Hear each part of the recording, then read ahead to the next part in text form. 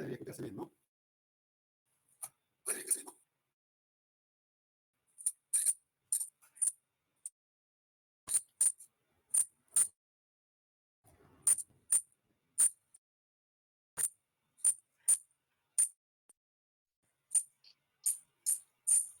¿Ahora me escuchan bien?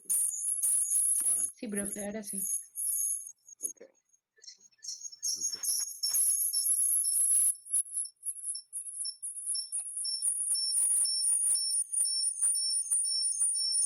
Se escucha, profe, un micrófono abierto. Está aturdiendo. Sí, yo también lo escucho. Sí, también lo escucho. Déjenme ver si lo puedo solucionar.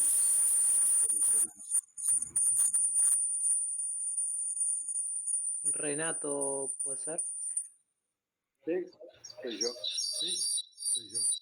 Si está conectado de dos dispositivos, profe, puede apagar por el que no habla.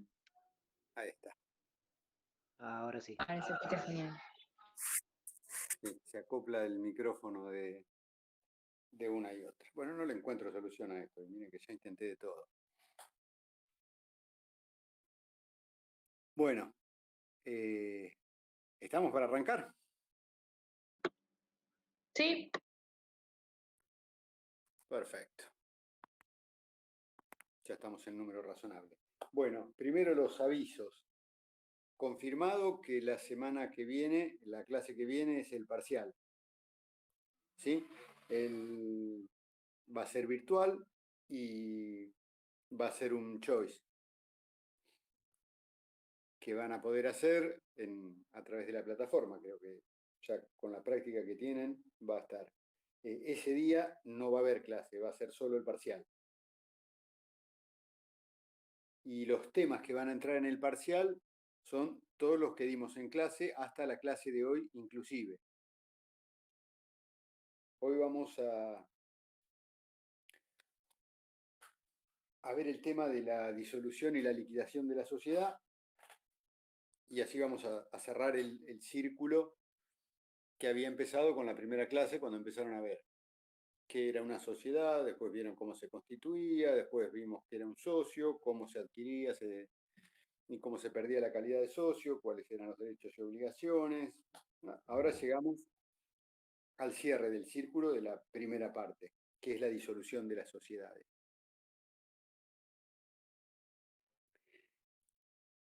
Tenemos que tener en cuenta que la disolución de la sociedad no supone la extinción inmediata de la sociedad, sino que lo que va a marcar la disolución es el tránsito a la liquidación.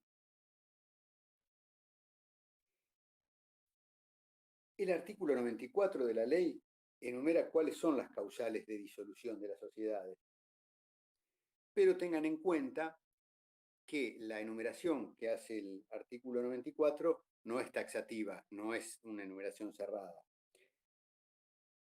Acuérdense que el artículo 89, que habíamos mencionado cuando hablamos de la resolución y la rescisión parcial, decía que el contrato social podía establecer causales de disolución no previstas en la ley. Así que en el 94 van a encontrar en todos sus incisos cuáles son las causales de disolución de sociedades que prevé la ley, sin perjuicio de que el contrato pueda prever otras causales. Ahora, de todos los supuestos que están enumerados en el artículo 94, solo unos pocos constituyen causales de disolución que no son susceptibles de ser superadas o salvadas mediante una decisión posterior de los socios.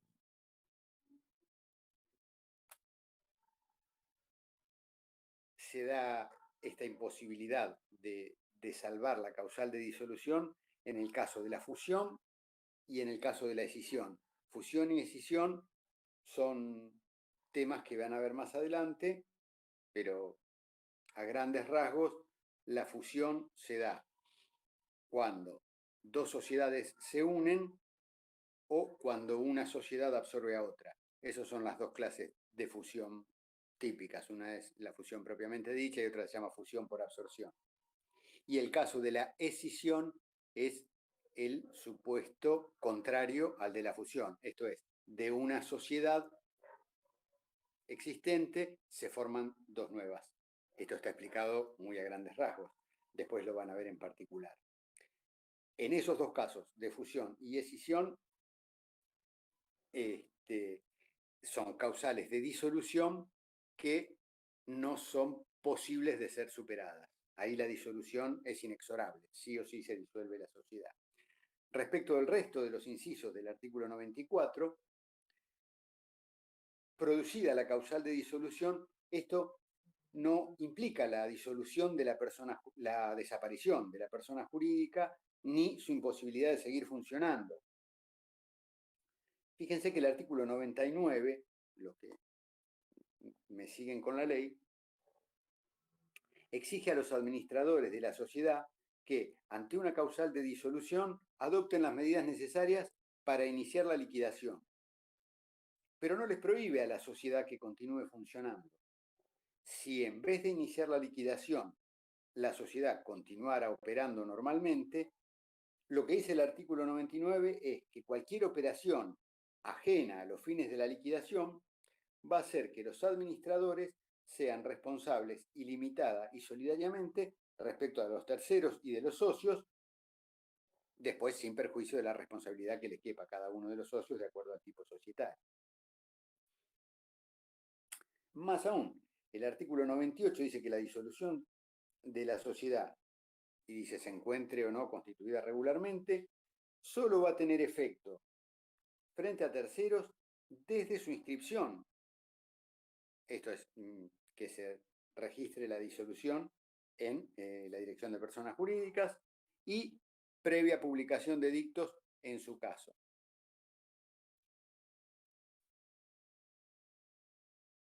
Ahora, como les decía, la ley admite la posibilidad de superar las causales de disolución, lo vamos a ver en cada caso en particular. Vamos a empezar a analizar las causales de disolución. La primera causal es la decisión de los socios. Los socios pueden disponer la disolución de la sociedad en cualquier momento, incluso antes del plazo fijado como plazo de duración de la sociedad.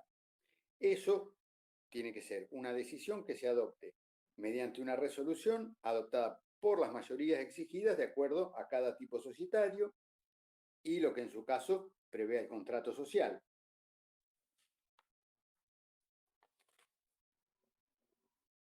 Si se tratara de una sociedad colectiva, de una sociedad en comandita simple o de una sociedad de capital e industria, si ya más o menos tienen presente lo que vinimos diciendo en relación a todas las modificaciones del contrato social, lo van a deducir.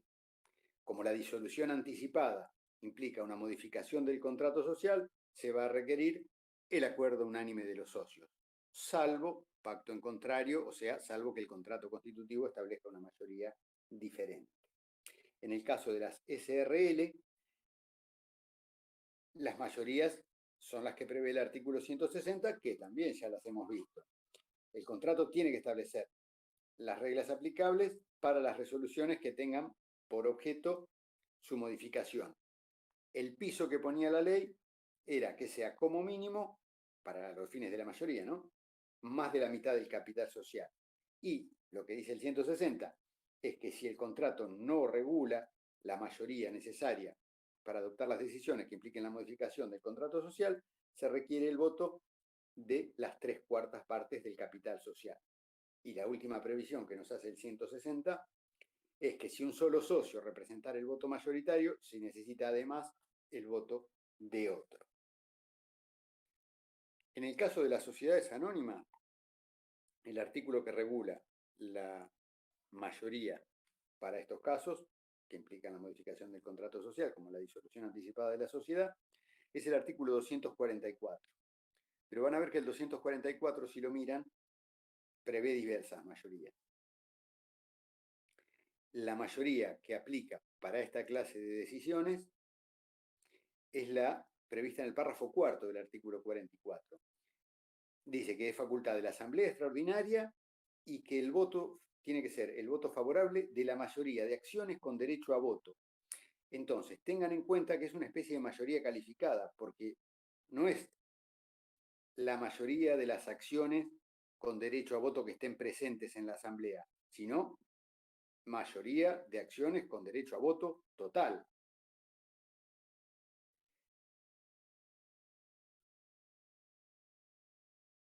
Y después hace algunas particularidades sobre las acciones preferidas y demás que no vienen al caso porque son propias de cuando estudiemos las sociedades anónimas. Como todavía no nos hemos metido con la clasificación de las acciones y eso, no tiene sentido avanzar. En el caso de las sociedades en comandita por acciones, el artículo 316, que regula las en comandita por acciones, implica que para decidir la disolución anticipada se exige la mayoría prevista para la sociedad anónima, porque van a ver, cuando veamos en comandita por acciones, que este tipo societario se rige en parte por la regulación de la sociedad anónima, pero presenta la particularidad, porque como las encomanditas por acciones tienen dos clases de socios y la parte de los socios comanditarios se divide en acciones y la parte de los socios comanditados se divide en parte de interés, el cómputo de las mayorías va a ser distinto. La regla es que la mayoría es la del 244, pero la particularidad es que las partes de interés de los socios comanditados, esto lo van a entender más adelante cuando veamos la sociedad en comandita por acciones, las partes de interés de los comanditados se van a considerar divididas en fracciones del mismo valor de las acciones a los efectos del quórum y de las mayorías. Entonces, estas son las mayorías necesarias para que la sociedad decida la disolución de la sociedad antes del vencimiento del contrato. La segunda causal de disolución de las sociedades es la expiración del plazo por el cual se constituyó. Esta causal rige para todos los tipos societarios y en este caso, la disolución por vencimiento del término o por vencimiento del plazo, la disolución se produce los abogados decimos ipso iure o de pleno derecho, porque no depende de ninguna comprobación más allá que el transcurso del tiempo. Si se estableció que iba a durar la sociedad 15 años, transcurridos los 15 años, se da por acaecida la causal de disolución. Ahí se produjo la causal de disolución. Pero, como decíamos al principio, no es inexorable la liquidación. No es que, dado el vencimiento del plazo, se va a liquidar insalvablemente la sociedad. Porque los socios pueden optar por la prórroga del contrato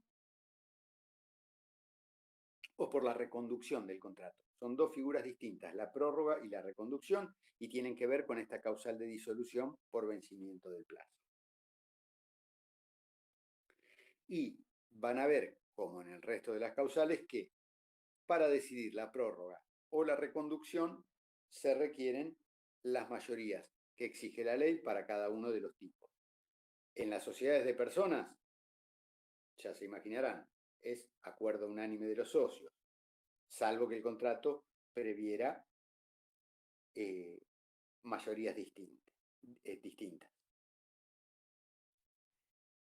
Para que el mecanismo de salvación de la causal de disolución sea la prórroga, la decisión en la sociedad debe resolverse, adoptarse esa decisión e inscribirse antes del vencimiento del plazo de duración de la sociedad. ¿Se entiende la idea? Si la sociedad vence el 30 de abril de 2021, la decisión de la Asamblea que decide prorrogar la sociedad tiene que adoptarse antes. ¿Sí? Si esa decisión se adopta después, ya no se trata de una prórroga, sino de la otra figura que es la reconducción. ¿Sí? Entonces, la diferencia entre la prórroga y la reconducción es que una decisión se adopta antes del vencimiento del plazo fijado para la duración de la sociedad y otra con posterioridad. ¿Sí? Vamos a seguir con el tema de las mayorías necesarias para la prórroga de las sociedades. En el caso de la SRL son las mayorías del 160 que mencionamos antes.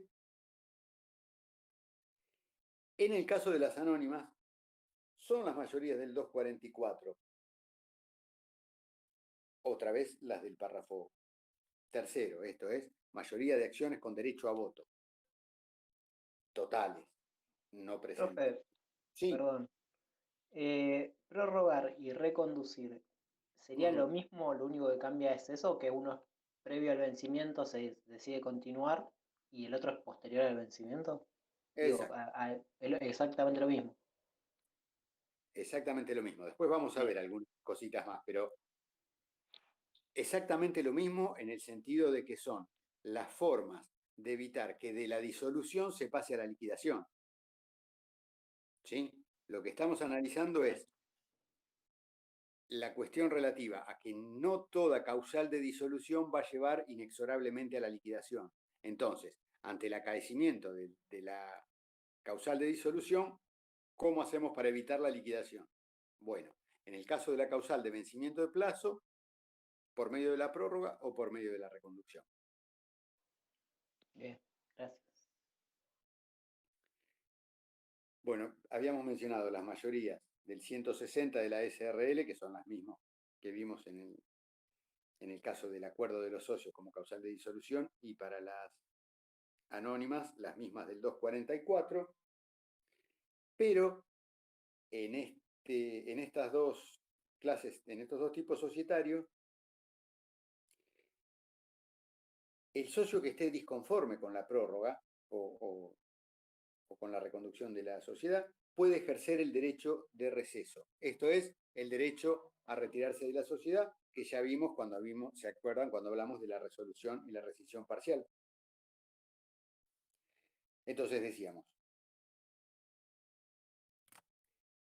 que las dos causales, los dos mecanismos para salvar la disolución de la sociedad eran la prórroga y la reconducción. ¿Y cuál era la diferencia entre ambas? Están previstas en el artículo 95, si yo no me equivoco, para que los puedan revisar. Hay una particularidad con relación a la reconducción. Dice el 95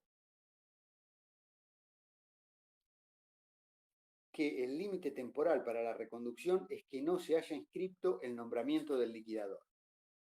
Esto es así. Lo vamos a ver ahora cuando veamos la tarea de la liquidación. Operada la disolución de la sociedad, supuestamente, y si no se fuera a salvar, la designación del liquidador se inscribe en la Dirección de Personas Jurídicas y en los casos de las SRL y de las sociedades por acciones se publica en el boletín oficial. Ahora, la reconducción, habíamos dicho que se produce después del vencimiento del plazo. La decisión de la sociedad de reconducir se da con posterioridad al vencimiento del plazo. Ahora, podría pasar que se hubiera inscripto el nombramiento del liquidador en la Dirección de Personas Jurídicas.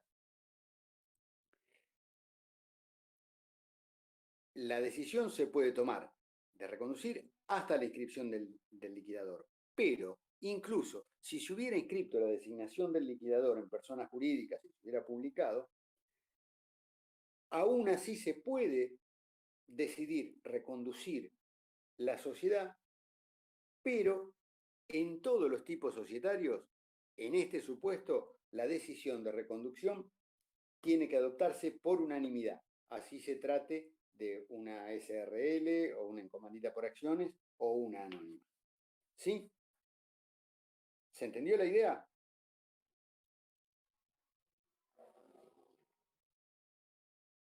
Bien.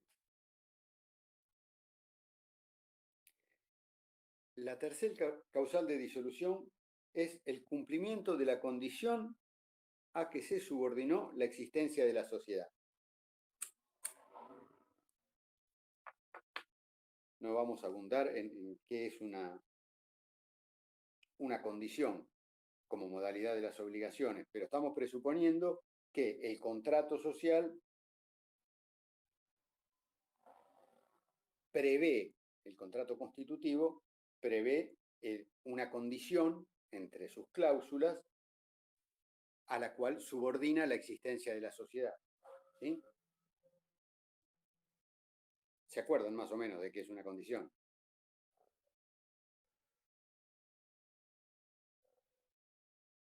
Ok. Asumo que sí. Entonces,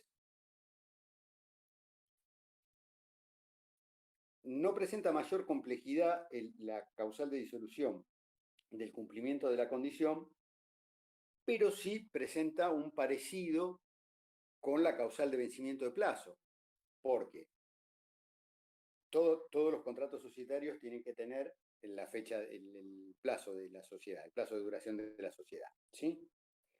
Pero puede darse que la condición a la que se subordinó la existencia en el contrato se dé antes del vencimiento del plazo, o que se vence el plazo y todavía no se haya producido la condición a la que se subordinó la existencia de la sociedad. Por ejemplo, la condición podría ser, voy a decir un ejemplo ridículo para que quede claro, y sin querer herir los sentimientos futboleros de nadie.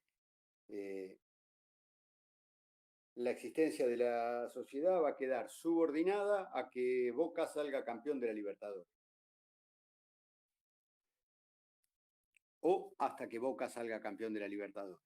Pero el plazo puede ser de 5 años. Entonces, se puede dar que tengamos una contradicción en los términos del contrato si, pasados los 5 años, que era el plazo de duración de la sociedad, no operó la condición a la que se subordinó su existencia. Entonces Boca no salió campeón de la Copa Libertadores. En ese caso, no requiere explicación cómo funciona la condición. Lo que tienen que tener en cuenta es que no puede la existencia de una cláusula del contrato societario que subordine la existencia de la sociedad al acaecimiento de la condición, no puede constituir una sociedad sin plazo, porque ahí sí se estaría en infracción al régimen legal de las sociedades. ¿Se entiende la idea? Y se entiende la idea de condición. Fuera de eso, el acaecimiento de la condición va a provocar la disolución de la sociedad. ¿Quedó claro? Sí, Bien. pues, si no entendí mal, en todo caso, como que estaríamos en la causa anterior, en vencimiento del plazo, digamos. Son dos cosas distintas. Claro, digo esto, llegado el caso de que se sucede el vencimiento antes de que se dé la condición que disuelve la sociedad. Estaríamos hablando como de el vencimiento del plazo de la sociedad. ¿No estaríamos hablando directamente de la condición o no? No, porque la condición refiere a un hecho futuro e incierto, que puede o no puede ser, mientras que el plazo es siempre determinado. Jurídicamente son distintos. ¿Sí? Claro, pero por eso digo, si suponiendo el ejemplo que vos decías recién, si el plazo de inscripción de la sociedad vence en 2 años, yo en 2 años me voy a encontrar en la causal de disolución, vencimiento de plazo, digamos. En todo caso, en 5, si Boca gana, me encontraré con otra causal. En principio, si se diera la disolución en 2 años, a partir de la disolución tendría que iniciarse la liquidación, salvo que se decida la prórroga o la reconducción.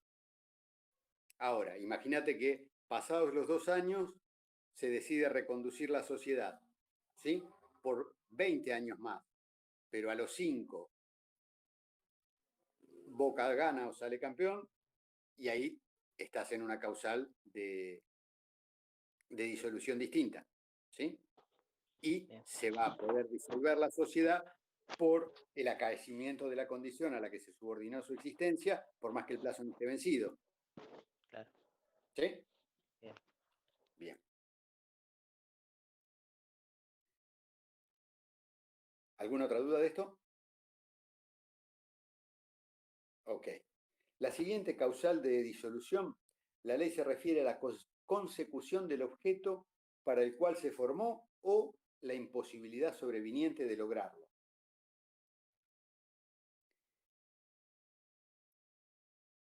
Concluido el objeto, o si se vuelve imposible lograrlo, la causal de disolución se produce aún estando pendiente el plazo de duración de la sociedad.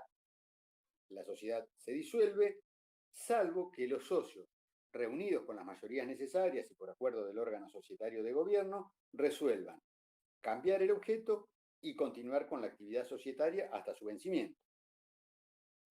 Hasta ahí, ninguna dificultad.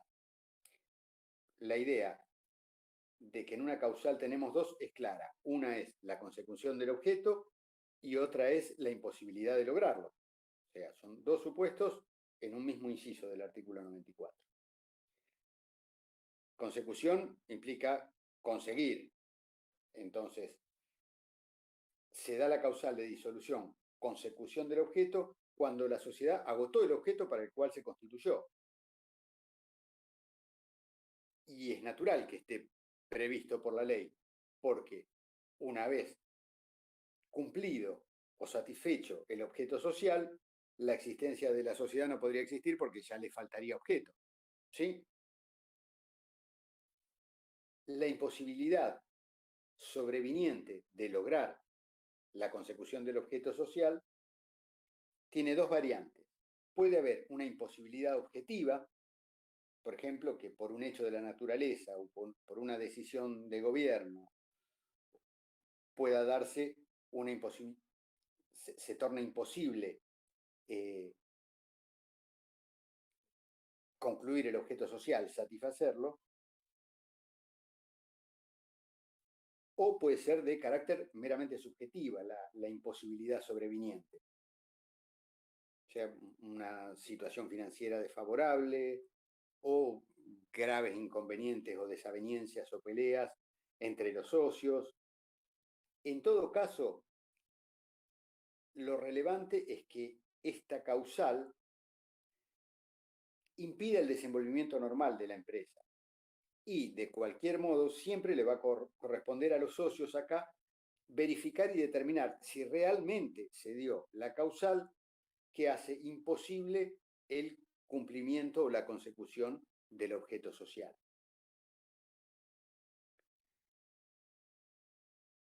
Cuando hablamos de una imposibilidad objetiva como hechos de la naturaleza o una decisión de la autoridad por vía legislativa, es fácil de imaginar la situación.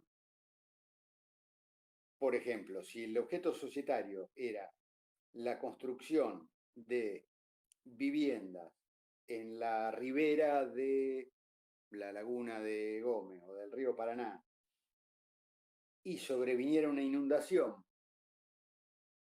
que lo hace materialmente inviable, ahí tenemos una causal objetiva de imposibilidad y es sobreviniente porque es posterior a la constitución de la sociedad.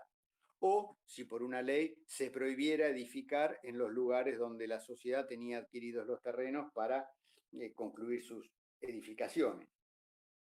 ¿Sí? Ahí es clarísimo. Cuando la imposibilidad sobreviniente es de naturaleza subjetiva, ya es una cuestión que debe definirse entre los socios, si, dado el, por ejemplo, mal estado de las relaciones personales entre ellos, esto hace que sea imposible llegar a ningún acuerdo y seguir adelante con la sociedad.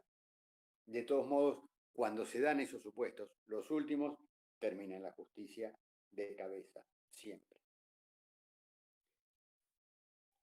¿Pasamos a la siguiente o alguna pregunta sobre la imposibilidad de la consecución del objeto o la consecución del objeto? Bien. No, profe. la siguiente causal de disolución es la pérdida del capital social.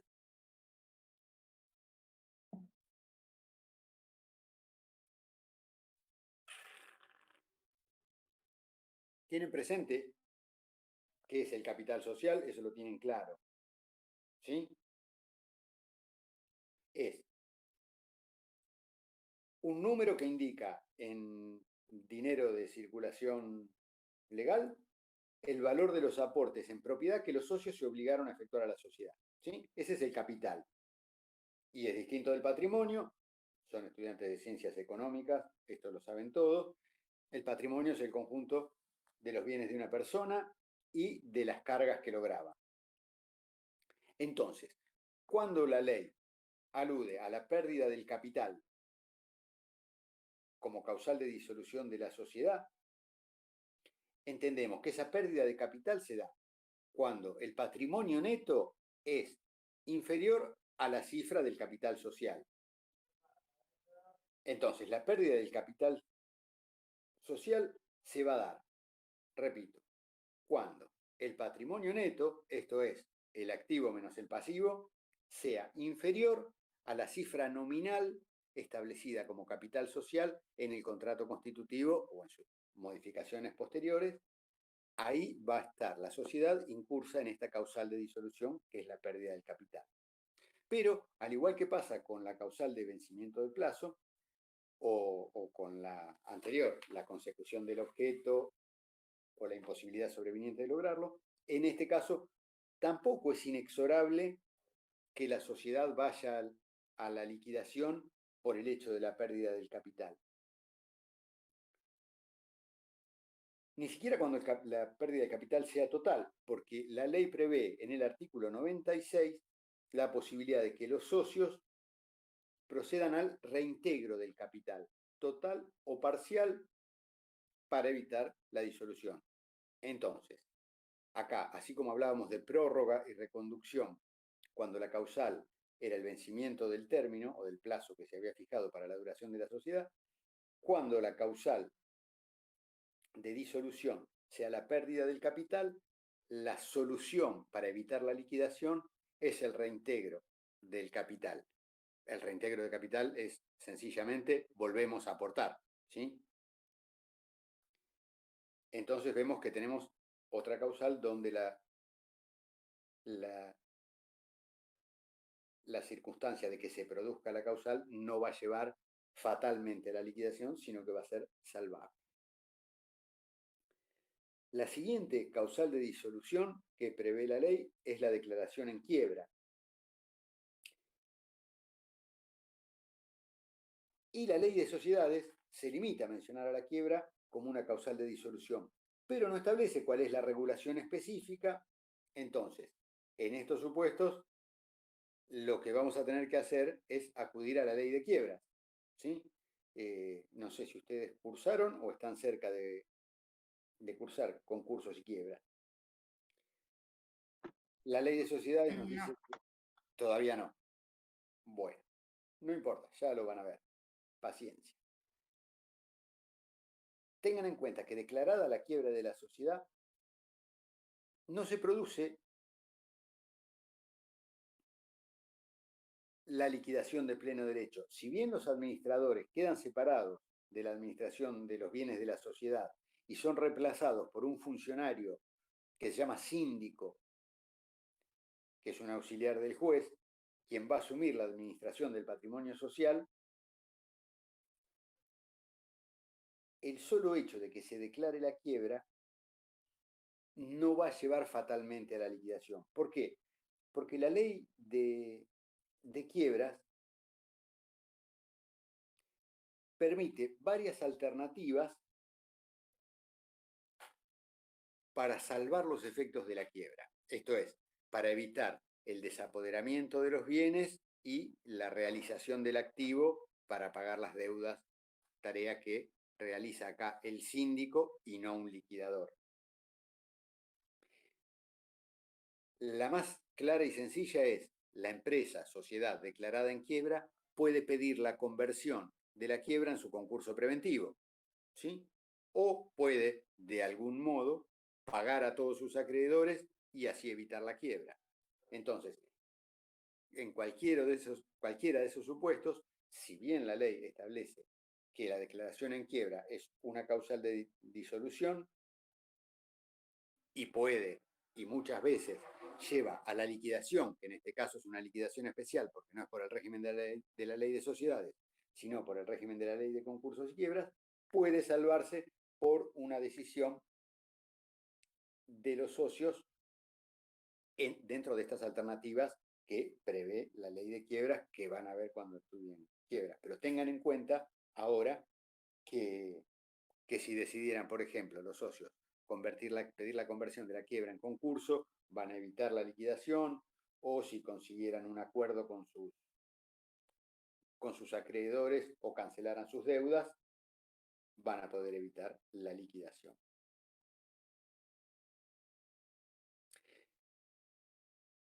¿Entendido más o menos lo de la quiebra? En lo de la quiebra no me quiero meter demasiado porque es propio de quiebra.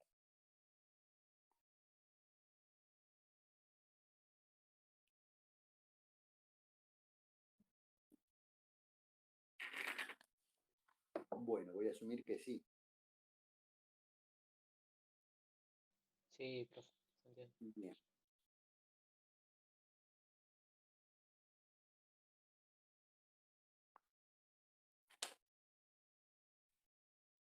El inciso 7, si no me equivoco, del artículo 94, déjenme que los chequee para no mentirles. El inciso 7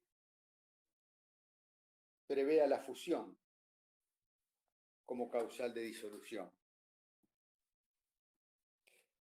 Esto nos remite, todavía no vieron fusión, nos remite el artículo 82 de la Ley de Sociedades. El 82 dice que hay fusión cuando dos o más sociedades, ¿se acuerdan que lo mencionamos?, se disuelven sin liquidarse para constituir una nueva, o cuando una ya existente incorpora otras sin liquidar, que sin liquidarse son disueltas. Es lo que hablábamos al principio, cuando decíamos hay causales que no llevan claramente a la liquidación. Por definición, en el caso de la fusión, la sociedad se disuelve sin liquidarse. Ahí es por mandato de la ley, se disuelve y no se liquida. Sea que se trate de una fusión propiamente dicha, esto es, dos sociedades que se unen, o la fusión por absorción, una sociedad que absorbe a otra.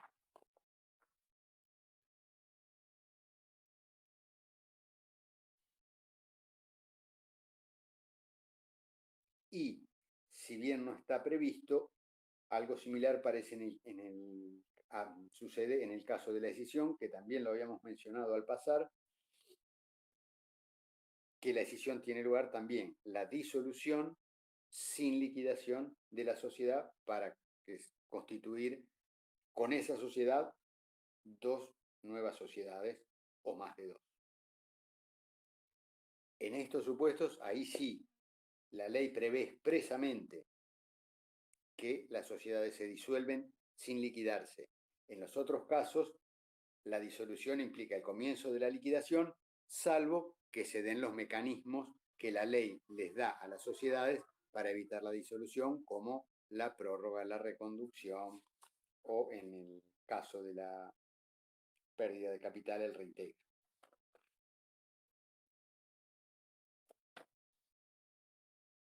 Otra causal de disolución que prevé el 94 es la sanción firme de la cancelación de oferta pública o de la cotización de las acciones.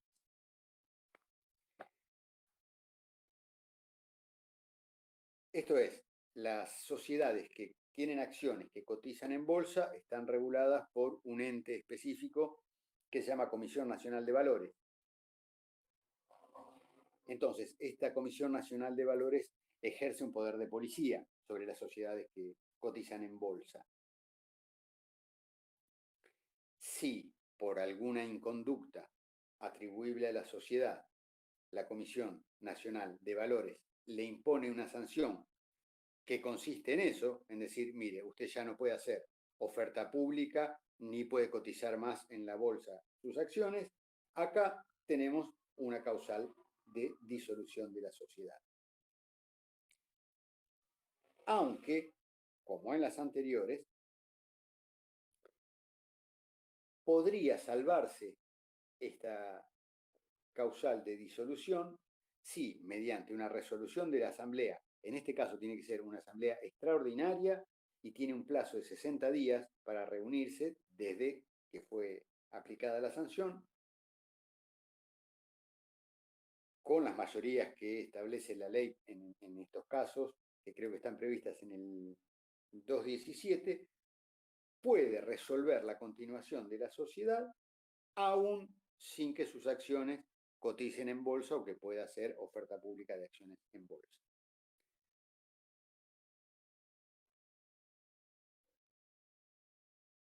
En este caso también los socios que estén disconformes con esta decisión van a tener el derecho a ejercer su derecho de receso.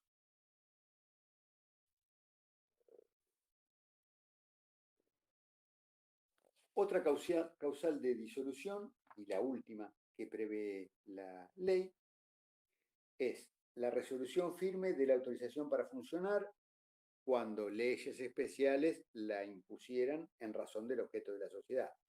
Hay leyes especiales que exigen autorización para funcionar de acuerdo al objeto al que se dedique la sociedad.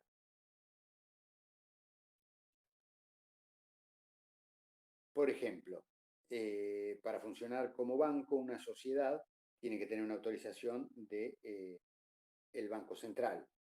Para funcionar como compañía de seguro, tiene que tener autorización de la Superintendencia de Seguros. Para funcionar como empresas de turismo, creo que se llama CNRT, la entidad que las autoriza a funcionar.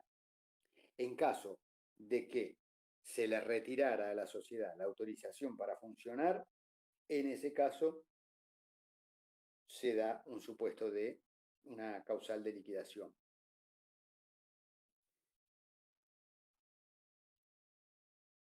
En este caso no puede ser salvada por los socios y cancelada la autorización para funcionar.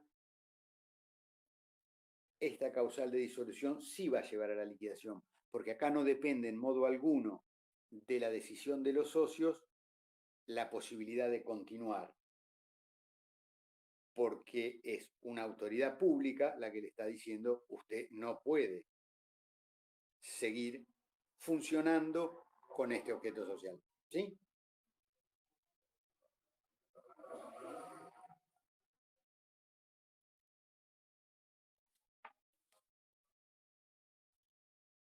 Tengan en cuenta una sutileza. El retiro de la autorización para funcionar se entiende únicamente en el caso de que haya leyes especiales que impongan la necesidad de la autorización previa para funcionar en ese ramo, ¿sí? No para una autorización para funcionar, por ejemplo, una clausura.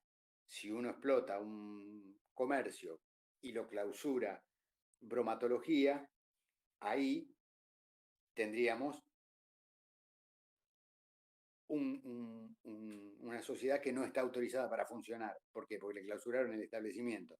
No se refiere a esa clausura, a ese retiro de esa autorización, sino a el caso de que haya una ley especial que exija, como les decía, la autorización para funcionar, como el caso de los bancos, las compañías de seguro, las ART, las empresas de turismo, las empresas de telecomunicaciones. A esos casos nos referimos. ¿Sí? Esas son las causales de disolución que prevé la ley de sociedades, expresamente en el 94. Además de esas, pueden darse otras previstas en el contrato constitutivo y que no estén en la enumeración del artículo 94. ¿Hasta ahí nos quedó claro? Sí, profe. Ok. Entonces decíamos que la disolución o el acaecimiento de la causal de disolución no suponía la extinción inmediata de la sociedad, pero era el requisito previo para que la sociedad pase a la etapa de liquidación. La liquidación va a ser un proceso que va a comprender una serie de operaciones que van a estar destinadas a poner fin a los negocios pendientes de la sociedad, pagar las deudas, percibir los créditos, realizar los bienes de la sociedad, liquidarlos, venderlos, y con base a ello determinar el patrimonio neto que eventualmente se va a distribuir entre los socios.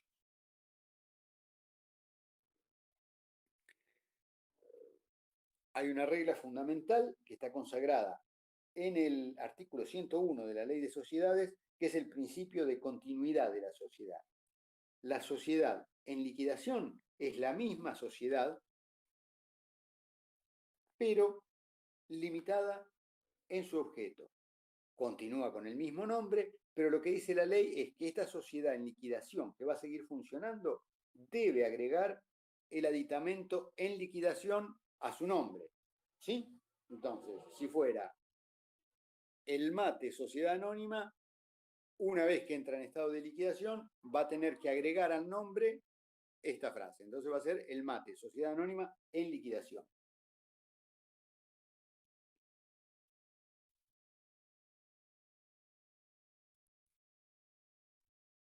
Además, va a producir una modificación, digo, el acaecimiento de la causal de disolución y el comienzo del proceso de liquidación, va a producir una especie de revolución en la administración.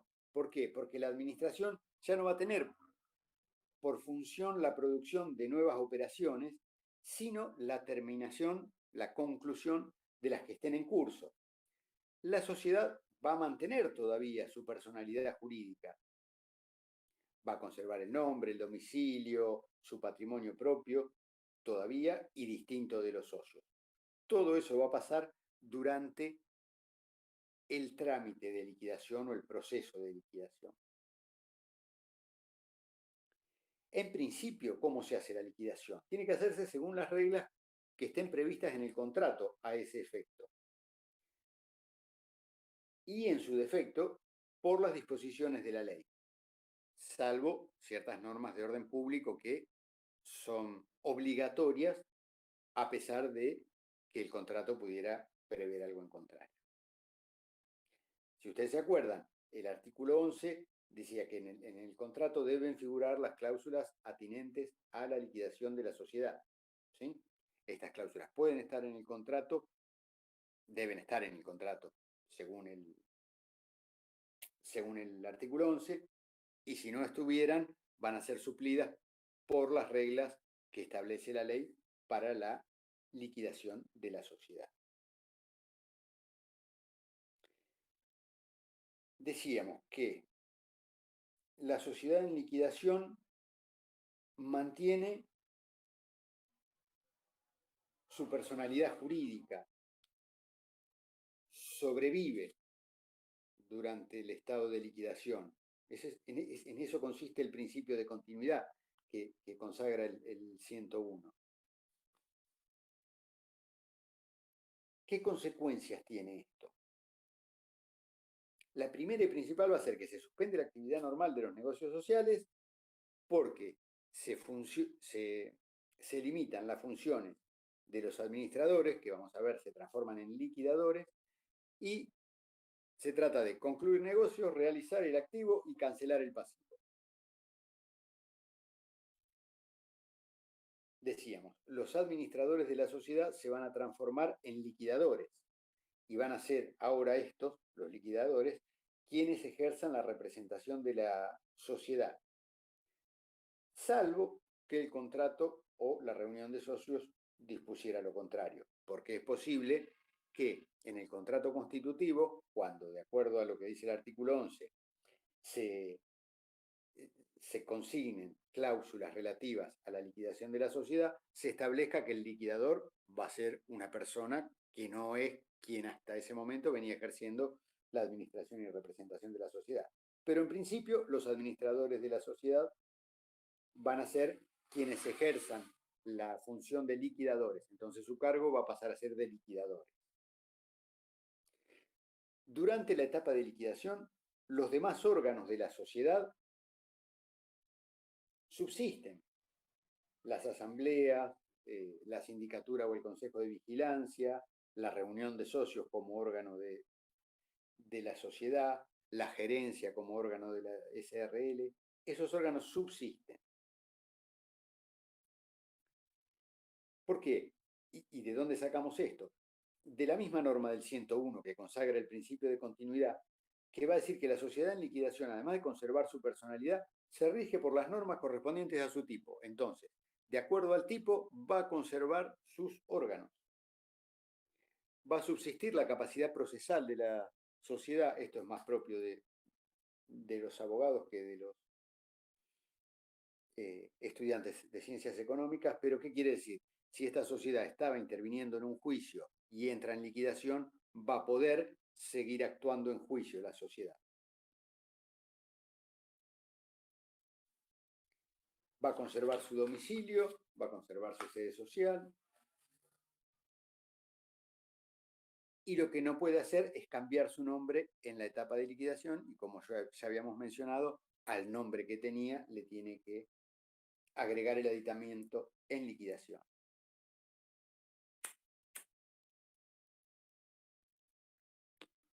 Con respecto al comienzo de la liquidación, la ley en el artículo 99 prevé que la liquidación debe comenzar al disolverse la sociedad. Entonces, en principio es, acaecida la causal de disolución, debe comenzar la liquidación. ¿Sí? Esto es lo que dice la ley. Vencido el plazo, por ejemplo, el 30 de abril, al día siguiente debería empezar la liquidación, salvo todas las posibilidades que vimos de salvar la causal de disolución. Y la liquidación va a concluir una vez extinguido el pasivo social. En esa oportunidad vamos a ver, los liquidadores tienen que hacer el balance final y un proyecto de distribución para entregarle luego el remanente a los socios. Una vez concluida la liquidación y hecho el balance final y el proyecto de distribución, ahí se va a cancelar la inscripción del contrato social en la Dirección Provincial de Personas Jurídicas o en la IGJ, y ahí sí la sociedad se va a extinguir definitivamente como sujeto de derecho. Recién ahí se da la extinción de la sociedad. ¿Sí? Ni la disolución, el acaecimiento de una causa de disolución, ni durante el trámite del proceso de liquidación desaparece la personalidad jurídica, deja de ser sujeto de derecho de la sociedad. Esto va a pasar únicamente cuando, una vez que los liquidadores hayan realizado el balance final y el proyecto de distribución, inscriban en el registro correspondiente la inscripción del contrato social.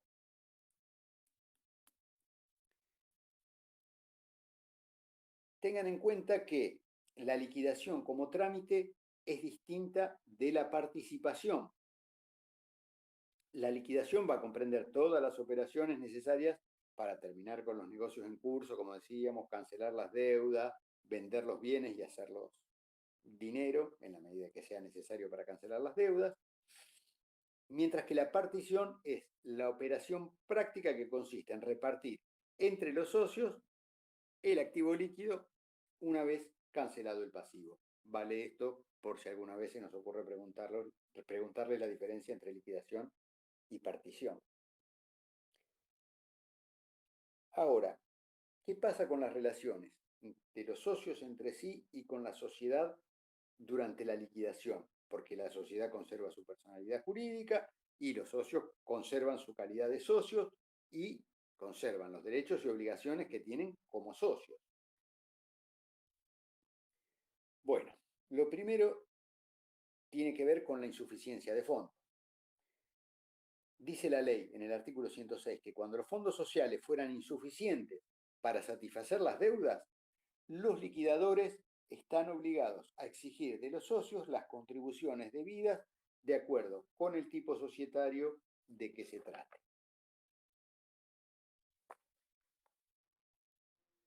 Entonces acá tenemos que ir un poco a las diferencias entre los tipos societarios y a lo que es fundamental como diferencia entre los tipos, que es la responsabilidad de los socios por las deudas sociales. Entonces, la norma del 106 va a ser importante o fundamental en los casos de sociedades, de aquellos tipos de sociedades que prevén la responsabilidad ilimitada de los socios. ¿Por qué?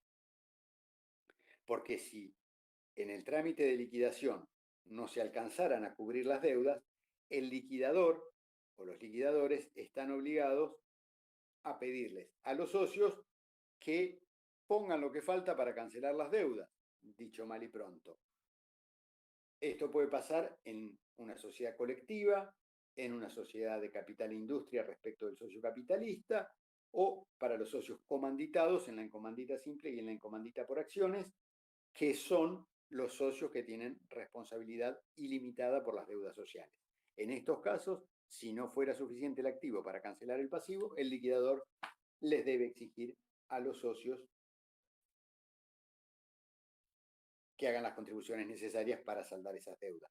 No va a pasar esto en el caso de socios con responsabilidad limitada, esto es, los socios comanditarios en la encomandita simple y encomandita por acciones, los socios de la anónima y los socios de la SRL, porque ellos tienen responsabilidad limitada, salvo las excepciones que van a ver cuando vean las excepciones a la limitación de responsabilidad en las SRL y eventualmente en algún caso puntual en una anónima o en una encomandita por acciones. Pero no nos vamos a adelantar con eso. Ahora, esto cuando el activo no alcanza para satisfacer el pasivo. La ley dice que los socios no pueden pedir entregas a cuenta de utilidades que puedan resultar de la liquidación mientras no esté saldado el pasivo, o por lo menos suficientemente garantizadas las obligaciones sociales. Eso está previsto en el artículo 107. Y después agrega que los accionistas que representen la 10ª parte del capital social en las sociedades por acciones y cualquier socio en los demás tipos pueden requerir en esas condiciones la distribución parcial. ¿En qué condiciones? Bueno, que esté saldado el pasivo o por lo menos que esté suficientemente garantizadas las deudas sociales. En ese caso, el 10% de los accionistas o cualquier socio en los demás tipos sociales, el 10% de los accionistas en las sociedades por acciones, ¿no? Y en las demás tipos societarios, cualquiera de los socios sí podrían pedir el adelanto de esas utilidades, la entrega a cuenta de esas utilidades. Ahora, en caso de negativa de los liquidadores, por algún motivo específico, por ejemplo, que alegaran los liquidadores que no está satisfecho el pasivo social o que las deudas sociales no están suficientemente garantizadas, la solución va a ser inexorablemente judicial.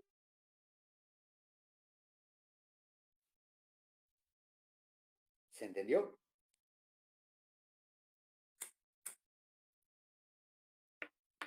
Bien, esto tiene que ver con lo que hablábamos, las relaciones entre los socios y la sociedad durante la etapa de liquidación.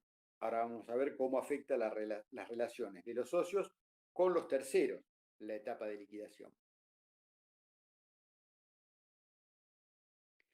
En principio, y por el principio de supervivencia o continuidad de la personalidad jurídica de la sociedad, del que habla el 101, hace que las relaciones entre los socios y los terceros se mantengan según el respectivo tipo societario. Van a estar iguales que en el periodo de vida plena de la sociedad. Entonces, los socios de las sociedades colectivas, los comanditados en la comandita simple y en la comandita por acciones, y el socio capitalista en la sociedad de capital e industria, van a conservar su responsabilidad y ¿se acuerdan que dijimos que en estos casos la responsabilidad de los socios por las deudas sociales era subsidiaria? Como esa responsabilidad subsidiaria, conservan el llamado beneficio de excusión. Esto es, si el tercero le quisiera reclamar directamente al socio, el socio se va a defender oponiendo el beneficio de excusión que consiste en decirle al tercero, no, antes de cobrarme a mí, cóbrele a la sociedad, que es una persona jurídica distinta y sigue subsistiendo a pesar del estado de liquidación. ¿Sí? En cuanto a los deudores de la sociedad, los deudores tienen que cumplir sus obligaciones para con la sociedad y no van a poder plantear u oponer el estado de liquidación de la sociedad. No pago porque la sociedad está en liquidación. Y de hecho, la sociedad conserva, como dijimos, durante el estado de liquidación, su legitimación procesal, esto es su posibilidad de actuar en juicio, y si no pagaran los deudores lo que le deben a la sociedad en liquidación está habilitada para demandar. Con respecto a los acreedores de la sociedad, nada se modifica durante la etapa de liquidación, así que pueden actuar como si no pasara nada.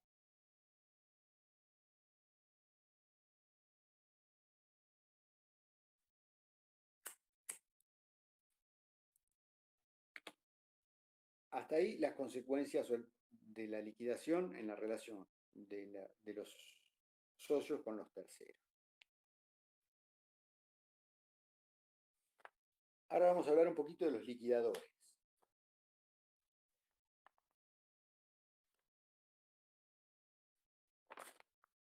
Y después, si nos queda tiempo, vamos a hablar de otro tema que es la intervención judicial de la sociedad.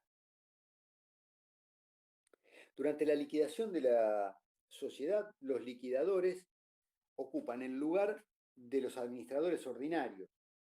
Entonces, van a asumir el carácter de administradores y representantes de la sociedad. Van a ser un órgano de la sociedad. ¿Cómo se los nombra? El artículo 102 dice que la liquidación de la sociedad está a cargo del órgano de administración, salvo casos especiales o estipulación en contrario. Es decir, que el contrato de sociedad puede determinar cómo se van a designar él o los liquidadores. Si no lo prevé el contrato, los administradores se van a transformar en liquidadores.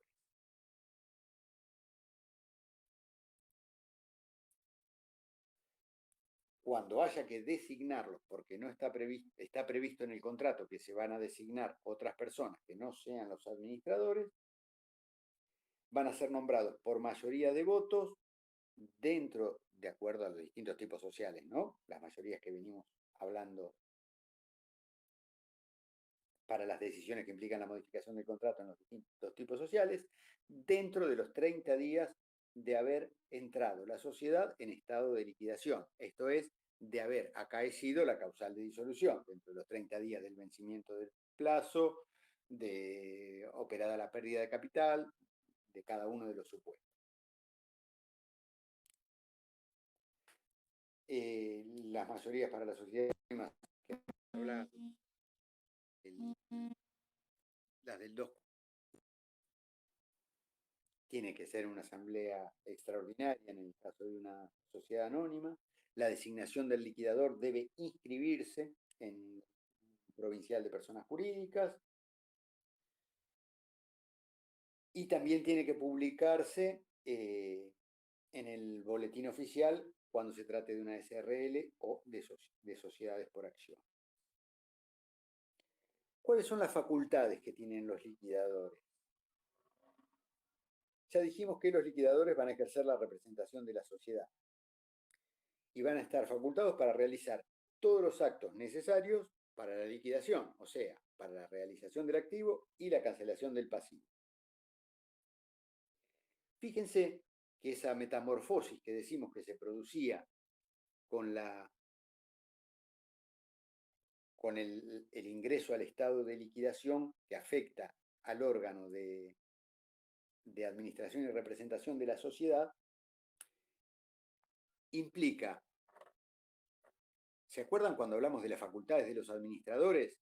Que decíamos que no tenían facultades para realizar actos de disposición, porque esos actos son extraños al objeto social y que para ellos necesitaban una autorización expresa del órgano de gobierno. Bueno, acá vemos que se modifican esas facultades, porque una vez que la sociedad entra en estado de liquidación, dentro de las facultades de los liquidadores, que antes eran administradores y no estaban facultados, está la realización del activo. Entonces, están facultados los liquidadores para realizar actos de disposición. ¿Por qué? Porque ahora están liquidando la sociedad, realizando el activo para cancelar el pasivo.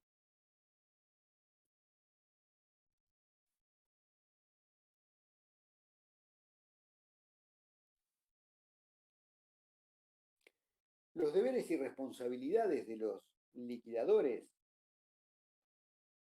son los mismos que los que tienen los administradores.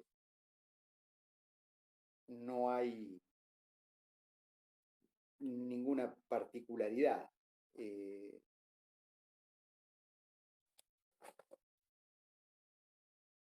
Tienen algunas obligaciones específicas dentro de la etapa de liquidación, como la de practicar inventarios y balances.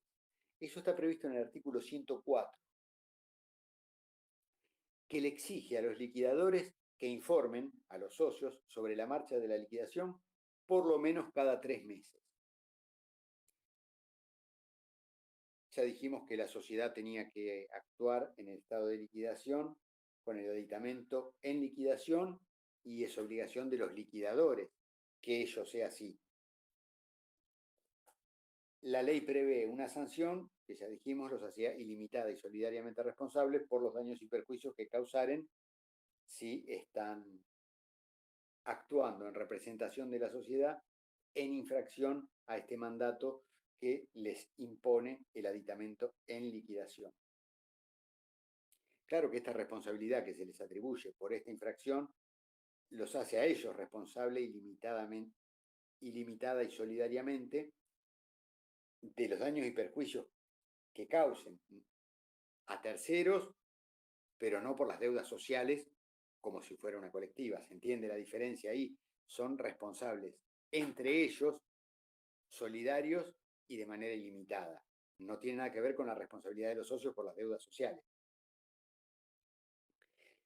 Los liquidadores, en principio, están obligados a actuar conforme a las instrucciones que les den los socios a través del órgano de gobierno, ¿sí? Sea la asamblea, sea la reunión de socios.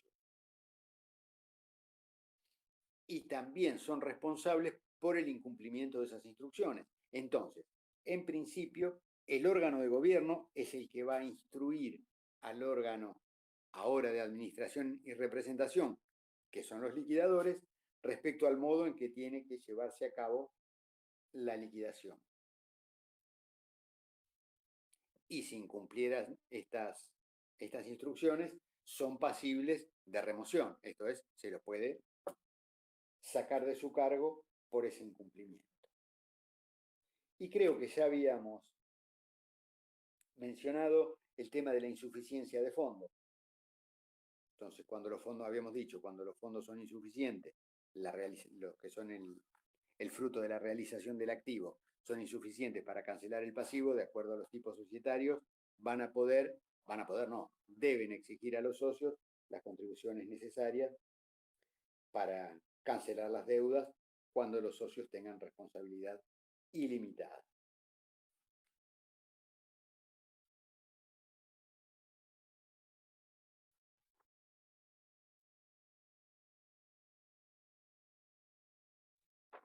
Habíamos mencionado que la última función del liquidador, una vez realizado el activo y cancelado el pasivo de él o los liquidadores, era la de confeccionar el balance final y el proyecto de distribución. Ahí se va a tener por concluido el proceso liquidatorio y a partir de ese momento se va a abrir la etapa, esta que mencionábamos antes cuando hacíamos la distinción de la partición, que va a ser la distribución del remanente entre los socios.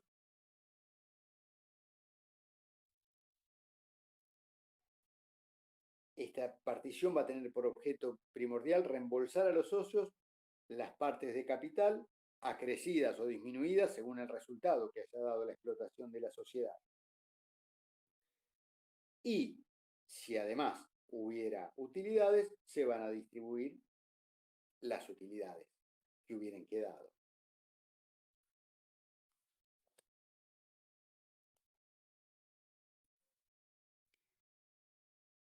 Decíamos que el balance final y el proyecto de distribución va a ser comunicado a los socios, va a haber después, que van a ver que la ley reglamenta, no es esencial, pero pueden impugnarlos los socios, tienen plazos para impugnarlos, incluso puede judicializarse el balance final y el proyecto de distribución si los socios no estuvieran de acuerdo.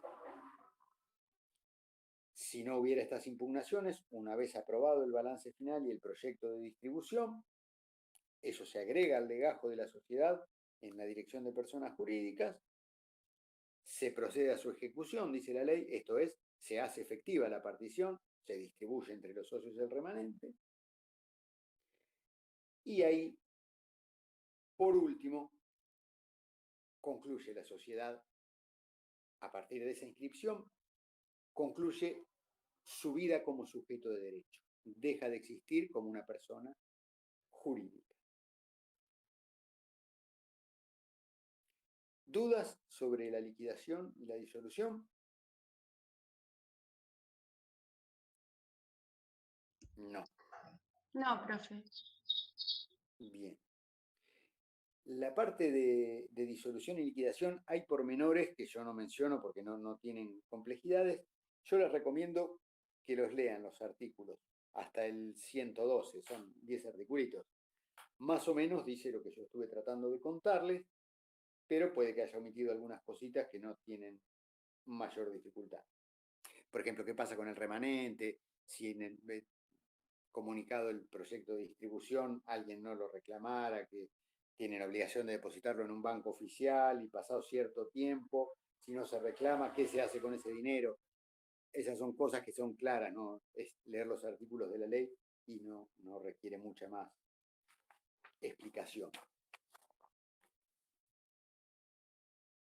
¿Les parece que paremos 5 minutitos, calentamos el agua del mate y hablamos de la intervención judicial de las sociedades? Bueno, Profe. 5 minutos de reloj nos tomamos.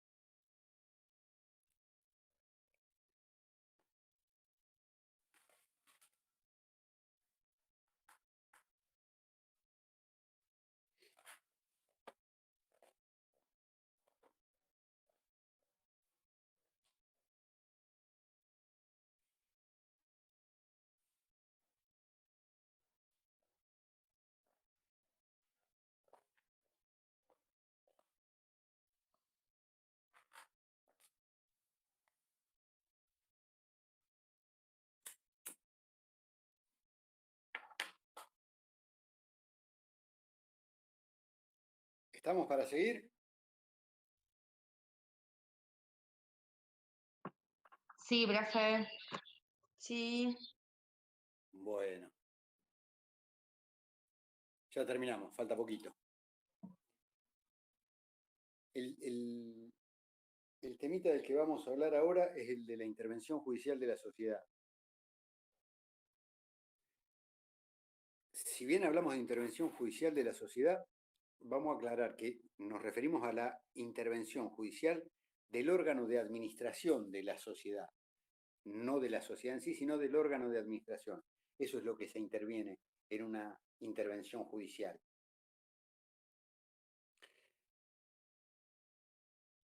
¿Qué es la intervención judicial? La intervención judicial es una medida cautelar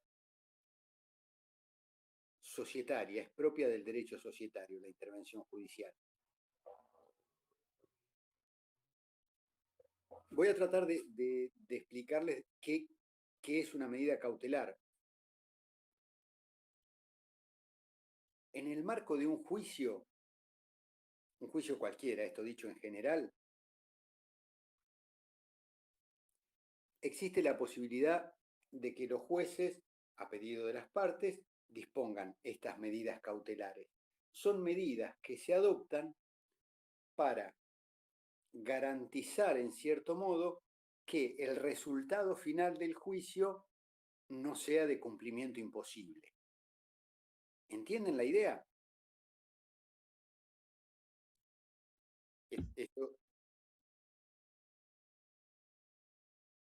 es propio del derecho procesal, no del derecho societario. Es para que sepan de qué hablamos cuando decimos que la intervención judicial es una medida cautelar. Les doy un ejemplo con otro tipo de juicio para que ustedes lo vean claro. Si uno iniciara un juicio por cobro de una suma de dinero, puede pedir, con ciertos requisitos que tienen las medidas cautelares, un embargo. Entonces, de ese modo, yo embargo un bien del deudor y aseguro que en caso de que yo gane el juicio y el juez condene al deudor a pagar X cantidad de dinero, yo me voy a poder cobrar con ese bien, ¿sí? Entonces, ahí se ve claro cómo la cautelar funciona como una medida que tiende a asegurar el resultado del juicio en caso de que el juicio le sea favorable a quien está reclamando. ¿Se entiende que es una medida cautelar? Sí, se entiende. Bueno. Entonces, la intervención judicial del órgano de administración de una sociedad es una medida cautelar societaria, es propia del derecho societario. Esta medida cautelar y todas las medidas cautelares son provisorias y son revocables. ¿Por qué? Porque en general, ahora hablo en general, dependen de que el derecho sea verosímil. Entonces, si en determinado momento el juez ve que no es verosímil lo que me está diciendo el que me pidió la cautelar, la puede revocar, ¿sí? Esas son características en general de las medidas cautelares y aplican también a la intervención judicial de la sociedad como medida cautelar. La intervención judicial, la ley la regula en los artículos 113 a 117. Y va a dar en esos artículos una serie de requisitos para que proceda esta medida cautelar de la intervención judicial de la sociedad. El primer requisito que pide la ley para que sea procedente la intervención judicial de la sociedad es que quien la solicite, quien le pida al juez la intervención judicial de la sociedad, le demuestre que acredite que agotó los recursos acordados por el contrato social. ¿Sí?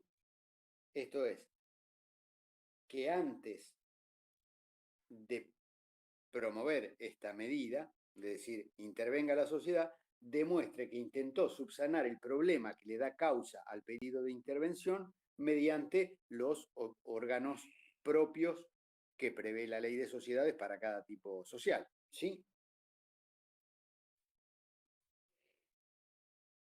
También exige que quien reclame la intervención judicial acredite su calidad de socio o condición de socio. Esto es lo primero y esencial. Si una persona se presenta ante un juez pidiendo la intervención judicial de la sociedad, sí o sí tiene que demostrar que es socio de esa sociedad. Si no, no va a tener éxito en su pedido de intervención.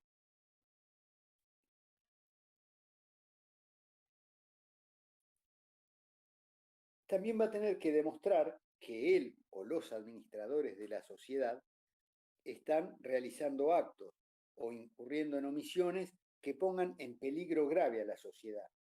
¿Sí? La expresión peligro grave es amplia, muy amplia, y permite un abanico de posibilidades que en definitiva va a ser el juez el que valore la conducta del administrador para ver si esos hechos que se están denunciando y ese peligro grave está demostrado o no. Y en base a eso va a decidir si interviene o no al órgano de administración de la sociedad.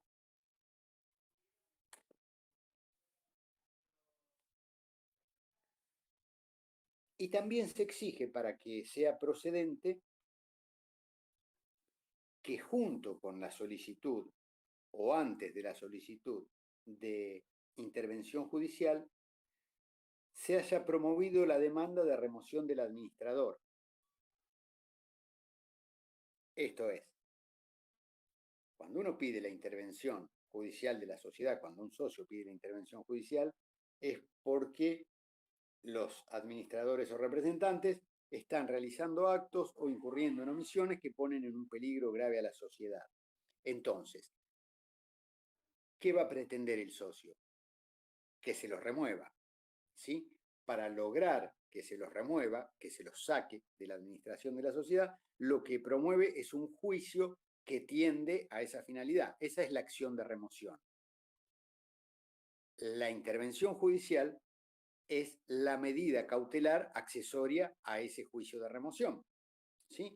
Entonces, como requisito de procedencia de la medida cautelar es, primero, acredíteme que promovió la acción de remoción, o al menos promueva simultáneamente las dos cosas, la acción de remoción y simultáneamente el pedido de intervención judicial de la sociedad. ¿Se entiende? Así como el embargo era la medida cautelar propia de un juicio de cobro de pesos, acá la intervención judicial es la medida cautelar accesoria al juicio de remoción del administrador.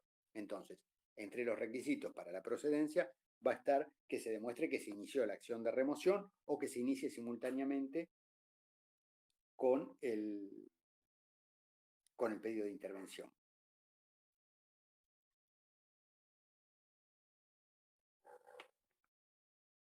¿Hasta ahí entendieron?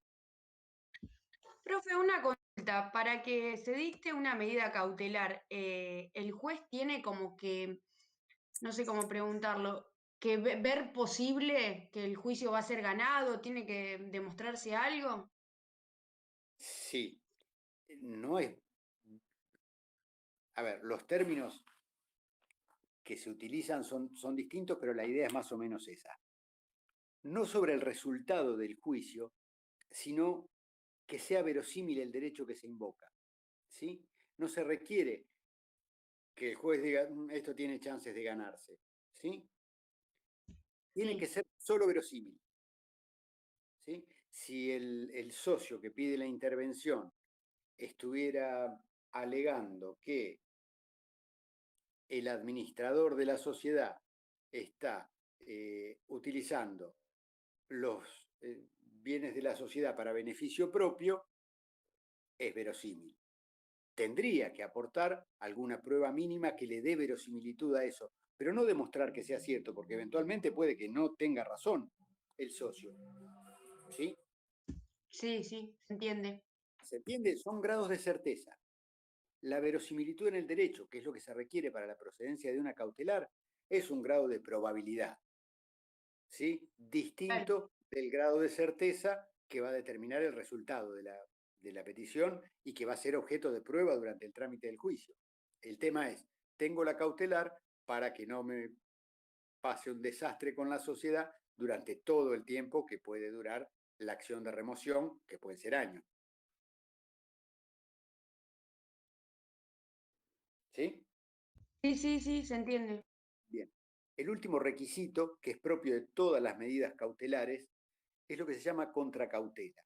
Antes de ordenar una medida cautelar, el juez le va a exigir a quien está pidiendo la medida cautelar una contracautela, que es una suerte de garantía de responder por los daños y perjuicios en caso de que la medida cautelar hubiera sido pedida sin razón, ¿sí? ¿Cómo funciona esto? El juez va a decir, perfecto, yo intervengo la sociedad como usted me está pidiendo, pero antes de mandar al interventor a la sociedad, usted tiene que depositar X cantidad de pesos, ¿sí? Eso es una contracautela. ¿Qué va a quedar depositada judicialmente? Si usted gana el juicio, se la vamos a devolver.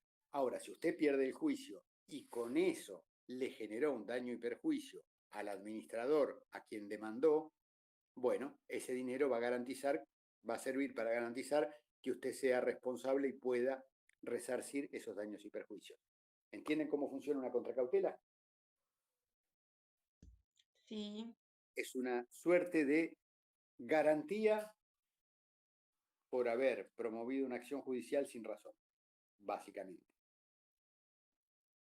Entonces, repasemos. Los requisitos para que proceda la intervención judicial son acreditar la calidad de socio, demostrar que se agotaron las vías societarias internas tendientes a lograr el fin que se va a procurar por medio de la acción judicial, demostrar la existencia de un peligro grave para la sociedad atribuible a la acción u omisión de los administradores o representantes, y la contracautela, ¿sí? Y haber promovido la acción de remoción. Esos 5. Profe, perdón. Sí. ¿Solo es una medida que puede tomar uno de los socios? Quiero decir, por ejemplo, un acreedor no puede evocar esa medida para decir protegerse frente a que no le van a pagar o algo así. No. Bien. No, si un acreedor temiera que la sociedad no le va a pagar, lo que va a hacer es iniciar un juicio de cobro y pedir el embargo de bienes de la sociedad. Bien. Pero no. Por eso es una cautelar societaria, se da dentro del ámbito de la sociedad. Bien. ¿Mm? De estos requisitos, que cuando les preguntemos cuáles son los requisitos, son esos. Ahora, tengan en cuenta que hay uno que a veces suele ser flexibilizado. ¿Cuál es el de acreditarle al juez que uno agotó las vías internas? ¿Por qué? Porque a veces eso implica una pérdida de tiempo que genera un peligro grave. ¿Por qué? Porque si yo pido que se convoque una asamblea para tratar la remoción del administrador, porque el administrador se está robando los bienes de la sociedad, y este administrador estuviera en connivencia con la mayoría, puede que yo no obtenga el resultado en la asamblea, que no logre removerlo, pero lo puse sobre aviso de que estoy interesado y de que estoy al tanto de lo que está pasando. Ese requisito eventual y muy excepcionalmente puede soslayarse, ¿sí?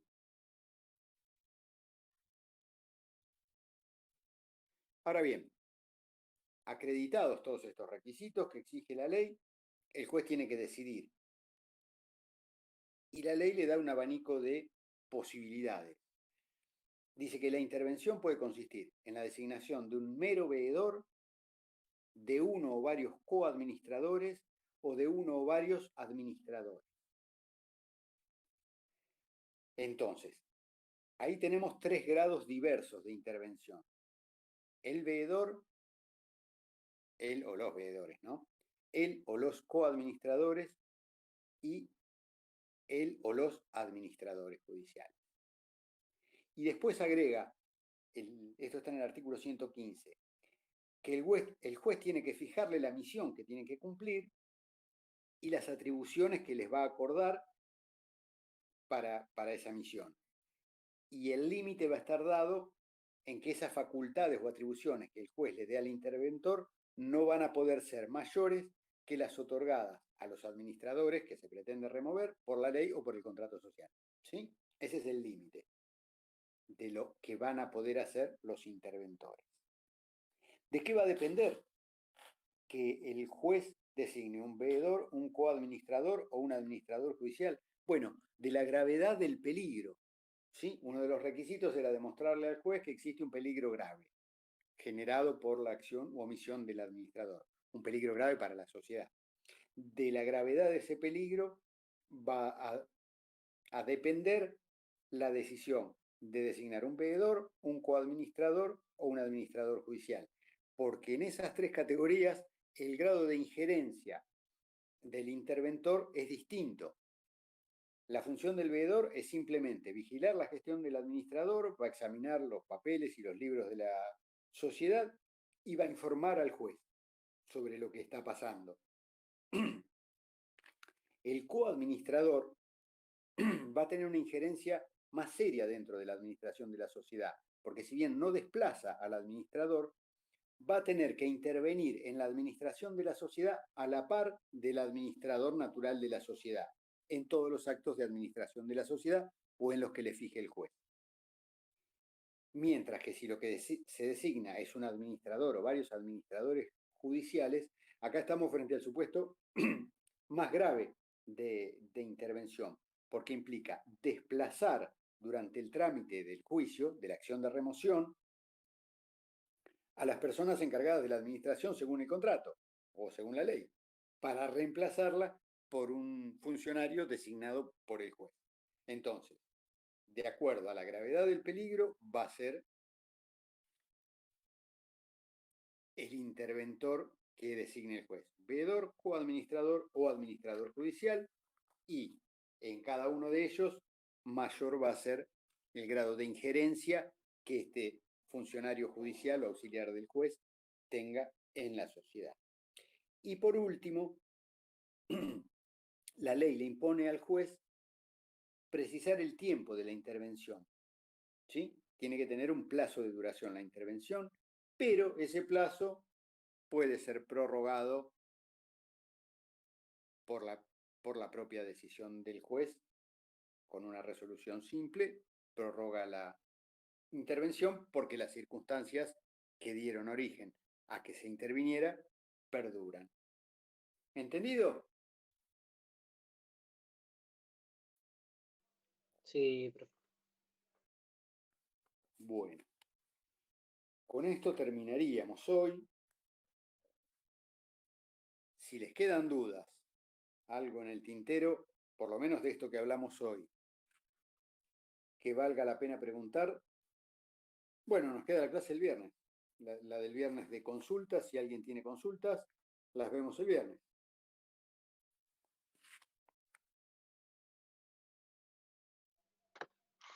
Bueno, profe, listo, gracias. Bueno, Bien, profe. Buenas tardes, gracias a ustedes. Gracias. Nos vemos la semana que viene, no, que es el parcial, sino la otra, o el viernes. ¿El parcial se va a habilitar a las 19? Sí, en el horario de clase va a ser el parcial. Se va a habilitar a las 19. Creo, la idea es que sean 10 preguntas, 10 choice, y que el tiempo sea de 20 minutos más o menos. Bien, profe. Gracias. Bueno, Chau. listo. Gracias, profe, nos vemos. Un saludo. Que tengan buenas tardes. Igualmente.